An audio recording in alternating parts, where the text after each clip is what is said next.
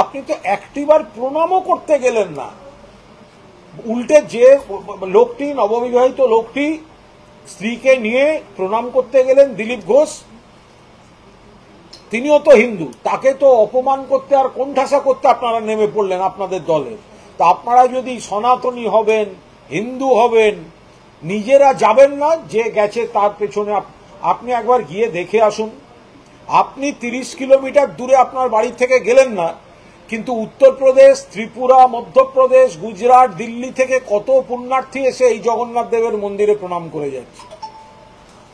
কাতারে কাতারে লোক আসছে, উড়িষ্যা থেকেও, সারা ভারতবর্ষ থেকে। প্রথম কদিনেই 20 লক্ষের বেশি মানুষ এসছেন। সেখানে প্রসাদটা বাড়ি বাড়ি পৌঁছে দেওয়ার একটা পরিকল্পনা প্রশাসন করেছে। তা আপনি সেটা নিয়ে কি করতে কুৎসা করতে নামলেন? প্রসাদই যাবে, যেটা যাবে সেটা প্রসাদই যাবে। বিশ্বাসে মিলায় বস্তু, তর্কে বহুদূর। আপনি তো মন্দিরটার উপরে বিশ্বাসই রাখেননি, আপনি তো প্রথম থেকেই দূরে থেকেছেন, তর্ক করছেন, দূরে থেকেছেন, তর্ক করছেন। একটু মন্দিরের সামনে দাঁড়িয়ে অনুভব করুন, বিশ্বাসে মিলায় জগন্নাথ, তর্কে বহুদূর। প্রসাদই যাবে, আপনি তার আগে একটু প্রণাম করে আসুন।